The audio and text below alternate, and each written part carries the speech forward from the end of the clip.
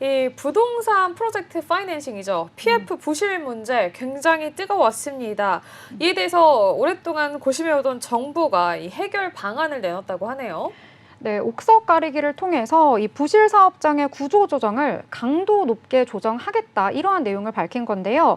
이 과연 골마 터질 대로 이 터진 부실 부동산 PF의 환부를 잘 도려낼 수 있을지 함께 들어보도록 하겠습니다. 네, 저희 자세한 내용은 세종대 경영학과 김대종 교수님과 함께 짚어보겠습니다. 교수님 어서 오세요. 안녕하세요. 네, 안녕하십니까. 네, 교수님 오늘은 저희 부동산 PF에 관련해서 이야기를 좀 나눠보려고 하는데요. 정부가 드디어 이 부동산 PF 정상화 대책을 발표했습니다. 여기에 어떤 핵심 내용이 있는 건지 먼저 좀 짚어주시죠. 네, 부동산 PF는 이제 뭐 잘 아시다시피 프로젝트 파이낸싱을 말하는 건데요. 우리나라의 지금 현재 전체 프로젝트 파이낸싱은 한 230조 원 정도 됩니다. 지금 현재 전체적인 부실을 보면 정권사의 연체율이 가장 높습니다. 한 13% 정도 되고, 그다음에 저축은행이 한 7%, 그다음에 나머지 뭐 상호금융 이런 데 한 3% 정도 됩니다. 그러니까 우리나라의 은행의 평균 연체율이 0.4%밖에 안 되는데 지금 정권사는 전체 대출의 13%라고 하는 것이 연체가 되고 있다는 것이기 때문에 아주 심각하다고 보고 있는 거고, 정부는 230조 원 총 프로젝트 파이낸싱 중에 5에서 한 10% 정도가 부실이 우려가 된다 이렇게 보고 있는 겁니다. 근데 또 이제 우리가 또 장점으로 이게 장점과 단점이 있는데 우리가 이제 긍정적인 면은 부실화된 것을 좀 털어내버리고 빨리 정리한다는 그런 장점이 있지만 또 단점은 미국은 부동산 시장이 과열이 되거나 또 불황이 됐을 때 절대로 정부가 강제로 개입하지 않습니다. 이것을 시장 경제 원칙에 맡겨서 건설사라든지 부동산 업계가 자율적으로 해야 되는데 정부가 이렇게 또 강제적으로 개입하는 것은 또 단점이고 우려가 되는 것이다. 저는 그렇게 보고 있습니다. 네, 지금 말씀해 주신 것처럼 정부가 개입하는 것에 대해서 좀 부정적으로 말씀해 주셨는데 지금 시장에서도 정부의 이 같은 해결책이 좀 미봉책이다 이러한 의견도 사실 나오고 있거든요. 이런 지적은 또 어떻게 보시는지 궁금합니다. 뭐 가장 큰 우려가 되는 게 이제 이렇게 우리가 정부가 지금 현재 전체 230조 원 중에서 한 5%, 뭐 10%라 그러면 한 23조 정도 됩니다. 네. 여기에 대해서 지금 정부가 기존에는 우리가 부동산에 대해서 뭐 양호, 보통, 유의 이렇게 3단계였는데 이번엔 4단계로 넣었습니다. 추가로. 그래서 밑에 있는 유의라든지 부실 우려에 대해서는 정부가 한 번 더 평가를 해서 만약에 연장이 2번 정도 됐다든지 또는 전체 대출을 해주는 사람의 4분의 3이 동의를 해야만 다시 연장을 해주겠다든지 이런 여러 가지 까다로운 조건을 걸었습니다. 그렇다 그러면 부동산이 이제 불황이기 때문에 지금은 이렇게 연장을 안 해줄 가능성이 굉장히 높아지는 겁니다. 네. 우리가 만약에 이렇게 두 군데 업체라도 이렇게 연장을 안 해주게 되면 이게 연쇄적으로 파급 효과를 가져와서 우리나라 전체 부동산에 큰 위기를 가져온다는 겁니다. 이제 그런 것을 이제 부동산 개발 업체들이 반대를 하고 있는 것이고, 저는 이제 미국과 같이 정부가 강제적으로 개입하는 것도 그렇게 좋은 건 아니다. 미국 정부는 부동산이 화랑일 때나 불황일 때 철저하게 시장 경제 원칙에 맡겨서 스스로 알아서 시장 경제에 맡기겠다는 겁니다. 그렇지만 우리나라는 지금 현재 정부가 강제로 개입하게 되고 또 최근에 은행의 실적이 굉장히 좀 양호했습니다. 그 은행의 양호한 실적을 가지고 우리가 부동산 건설업계에 좀 개입을 하라 이런 의미인데 그렇습니다. 지금 현재 금년 9월부터 미국이 기준금리를 인하할 예정입니다. 0.25%씩. 그래서 미국이 목표로 하고 있는 기준금리가 금년도에 5.5%에서 금년이 원래 4.6%고 앞으로 3년에 걸쳐서 내리겠다고 얘기했습니다. 그러면 이제 내년에는 3.6%, 후내년에 2.6까지 기준금리를 내릴 예정이기 때문에 한국은행은 금년 12월부터 기준금리를 내리게 될 겁니다. 그러면 앞으로 3년 동안 계속 기준금리를 내리게 된다 그러면 부동산이 굉장히 화랑이 되고 성장하게 되는 겁니다. 서울과 전국의 부동산 추세를 봤을 때 장기적으로 90% 확률로 계속 우상향했습니다. 최근에 서울의 부동산 가격은 1년째 오르고 있습니다. 전세 가격도 크게 오르고 있고 오늘 아침에 뉴스 봤더니 반포에는 4년 동안 갑자기 부동산을 우리가 임대차 3법에 의해서 2년씩 연장이 됐기 때문에 4년 만에 전세가 3억, 4억 정도 올랐다고 그럽니다. 이와 같이 지금 서울은 주택이 부족한 상황입니다. 그래서 정부가 강제적으로 이런 프로젝트 파이낸싱에 대해서 정리를 한다 그러면 많은 건설업계가 또 부도가 나거나 어려워지게 되는 거죠. 그러면 부동산은 우리가 공급하는데 한 5년 정도 걸립니다. 우리가 이것을 부동산의 탄력성이 낮다고 얘기하는데 공급을 할 수가 없는 겁니다. 그래서 저는 정부가 강제로 개입했을 때 이렇게 주택 공급이 부실화된다든지 또 집값이 급등을 가져올 우려가 있다. 우리가 집이 부족하다고 했을 때 문재인 정부 때 집값이 100% 올랐습니다. 전세도 90% 올랐습니다.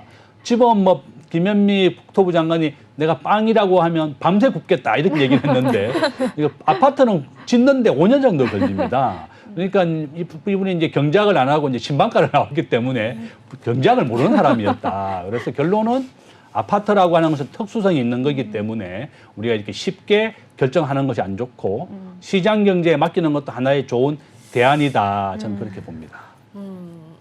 네, 그러니까 교수님께서는 이게 정부에서 강제적으로 개입을 하기보다는 그 왜 우리 대학 시절에 배우잖아요. 애덤 스미스의 보이지 않는 손. 시장 경제 원리에 그냥 자연스럽게 맡겨두는 편이 더 낫다. 이렇게 생각을 하셨던 것 같습니다. 어쨌든 정부에서는 이 사태를 조금 심각하게 파악을 하고 이 부실 프로젝트 파이낸싱에 뉴 머니를 투입하겠다. 이렇게 이야기가 나왔습니다. 뉴 머니는 무슨 머니인지도 일단 궁금하고요. 이 부실의 싹을 자르는 것이 아니라 돈을 더 투입하는 것, 과연 이것이 근본적인 해결책이 맞는가 하는 거에 대한 우려가 또 있다고 합니다. 교수님은 이 부분 또 어떻게 보고 계세요? 지금 현재 정부는 은행권에서 그래도 이제 한 영업이익이 작년까지 해서 한 50조 원 났습니다. 은행권들이 뭐 ELS 펀드에 돈도 물어주고 했지만 그래도 한 50조 원 정도 순이익이 있기 때문에 거기에서 한 5조 원 정도를 마련해서 이 부동산 문제를 좀 해결하자 이런 차원입니다. 그 은행들은 본인들이 또 힘들고 고생해서 번 돈을 가지고 이렇게 유머니로 전체의 한 10%에서 5% 정도, 한 10조 원 내외 정도를 우리가 영업이 안 되고 또 연장이 하기 곤란한 것을 경매나 공매로 처리하고 또 경매나 공매에서도 처리 안 되는 것은 이 은행권에서 출자한 돈을 가지고 이러한 부동산을 매입하자는 얘기입니다.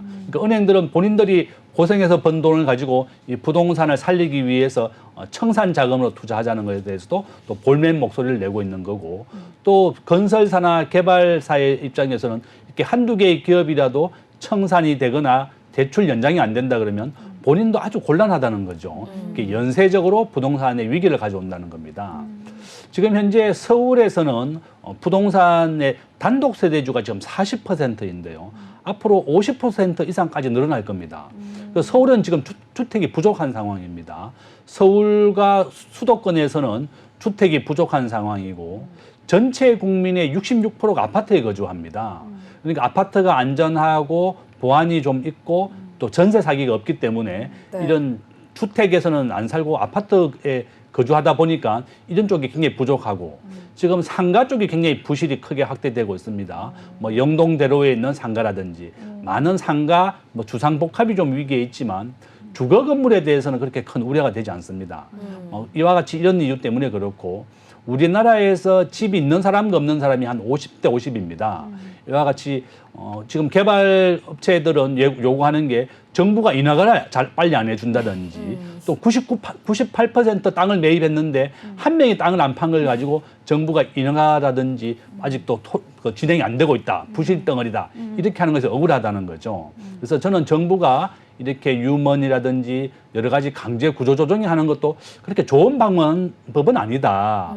이게 시장 경제에 맡기고 건설사와 은행이 스스로 자율적으로 해결하게 나가야지 정부가 강제적으로 했을 때는 문제가 되고 또 부동산이라고 하는 것이 가장 특수성이 한 게 있는데요. 경기를 살리기에 가장 좋은 업종이 바로 부동산 업종입니다. 네. 우리가 일반 제조업은 10억 원 매출이 일어나면 5명밖에 고용을 안 합니다. 그렇지만 항상 새로운 정부나 새로운 국회가 출범할 때 보면 부동산을 통해서 경기를 살리고 우리 서민들 경제를 살려주는 겁니다. 부동산은 10억 원 매출이 일어나면 13명의 일자리를 만들어냅니다. 가장 많은 일자리를 만들어내는 거기 때문에 이렇게 부동산 업체에 대한 청산을 한다든지 또 이렇게 경매나 공매로 청산해 버리게 되면 또 서민들의 일자리가 없어지는 게 단점이다. 그래서 가장 좋은 해결책은 좀 시장 경제에 맡기고 또 건설사나 은행이 자율적으로 하는 것도 좋은 방법이다. 저는 그렇게 봅니다.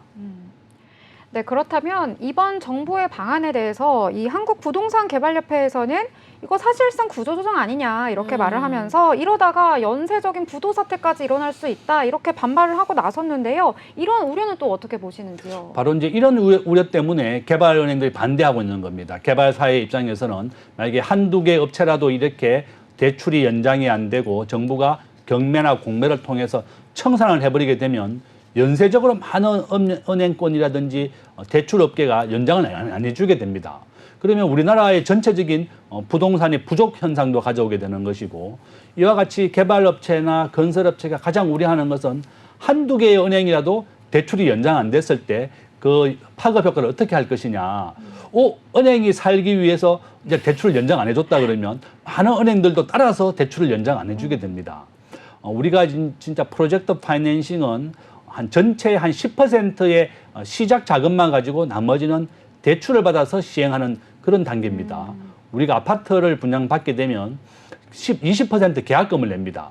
그러면 한참 올라갈 때마다 우리가 중도금을 낸 걸 가지고 건설회사들이 아파트를 짓게 되거든요. 근데 이와 같이 가장 중요한 것이 은행의 대출이나 자금인데 이게 자금줄이 막히게 된다는 거죠.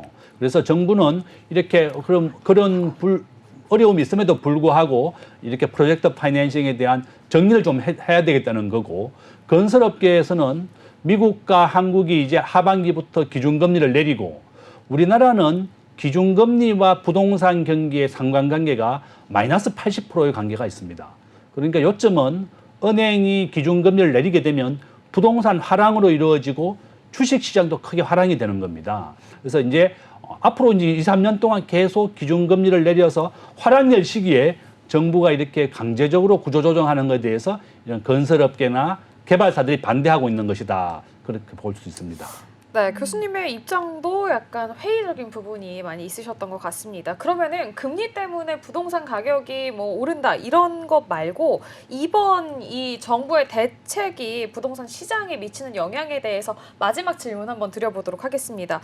부동산 PF 부실 사업장이 이른바 반값에 이제 나오게 되면 투자자들의 입장에서는 줍줍 할 수 있는 상황이 되는 거 아니냐 이런 기대가 있던데 이런 부분은 혹시 어떻게 보세요? 그렇습니다. 저는 이제 우리나라에서 지금 단독 세대주가 40%인데 앞으로 50%까지 늘어나게 될 것이고 아마 한강 이남 중심으로 저는 부동산을 사라고 얘기합니다. 우리나라 국민들의 절반은 집이 있고 절반은 집이 없는 사람들입니다. 또한 이와 같이 정부가 강제적으로 이제 프로젝트 파이낸싱을 구조조정을 한다든지 청산을 하게 되면 주택 공급 부족이 일어나게 되는 겁니다. 그래서 이렇게 오히려 이렇게 구조조정을 하거나 경공매가 된다 그러면 오히려 기회가 될 것이다. 지금 상가는 좀 안 되지만 주택에 대해서는 계속 부족 현상이 일어나고 있습니다.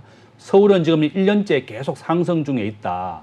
우리나라에는 장기적으로 1년 이상 계속 상승 추세에 있다. 그렇게 말씀드리니까 오히려 이렇게 기회가 된다. 이렇게 말씀을 드리겠습니다. 네, 잘 들어봤습니다. 오히려 기회일 수도 있다. 이렇게 마지막 의견까지 남겨주셨습니다. 오늘 저희는 이 부동산 PF 문제에 대해서 세종대 경영학과 김대중 교수님과 함께 의견 나눠봤습니다. 교수님 오늘도 감사합니다. 감사합니다.